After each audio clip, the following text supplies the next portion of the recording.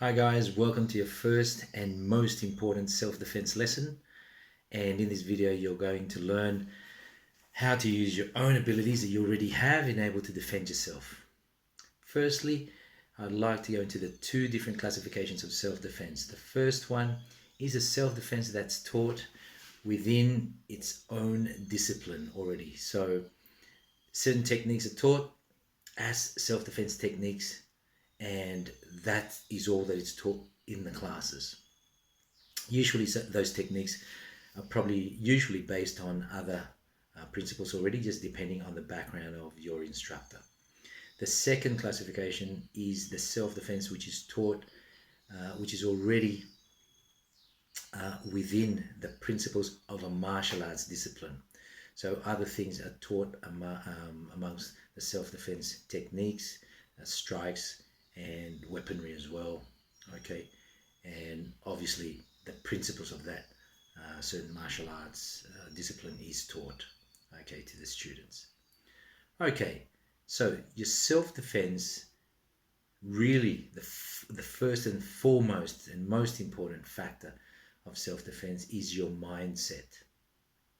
Your mindset is very, very important. And I'm going to be talking about the four factors that fall under the category of our mindset.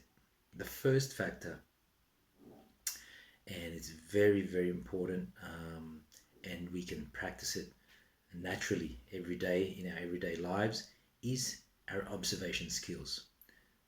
So as soon as you walk out of your home, or as soon as you get out of your car, you have to practice your observation skills. You need to be aware of who and what is around you. Very, very important, because an attacker will pick you if they see that you're not aware and you don't have a clue where the attacker could come from, or what type of attack they could use upon you. Okay, why that happens is that they have the advantage, the surprise factor.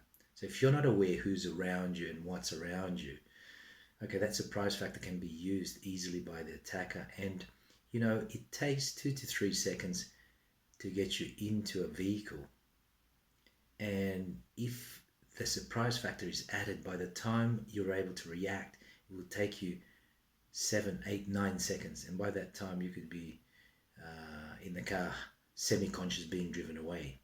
So you need to be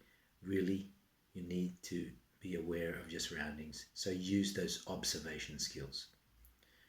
Okay, the number 2 factor under the heading of mindset, very, very important, and not just in self-defense, but in all aspects of life, is your body language.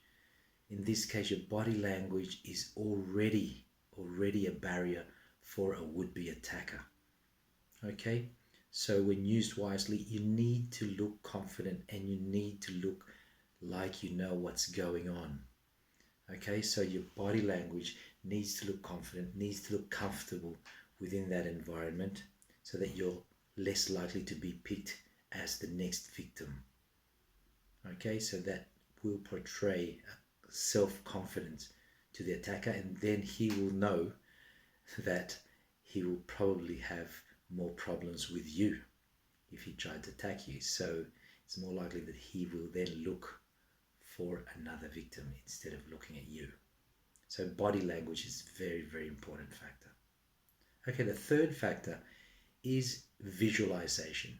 Okay, visualizations allow us to implement our plan of action. So in our everyday lives, for example, if you need to pick up your car from a car park at the end of a working day, you need to have a plan of action, what you're going to do as soon as you walk into that car park. So for example, you need to have your keys in your car already. You need to look around, okay, thoroughly. And even before you put the key in the keyhole of the door of your car, you need to turn around again and make sure that nobody can be near you and potentially attack you. Okay, so you need to visualize that that is what you're going to do as soon as you get in to the car park, because if you don't visualize it, you'll never do it.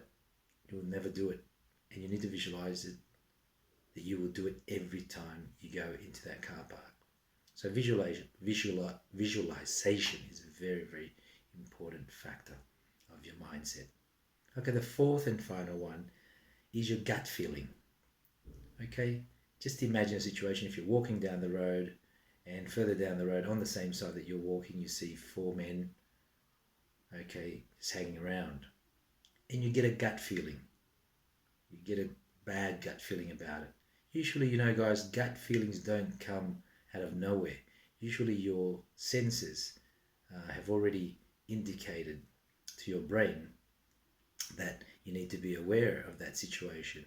So it could be that your eyes already picked up that it was a little bit darker over that part of the street, and then your ears could have picked up on a conversation, an indecent conversation, for example, that was being held amongst those four men.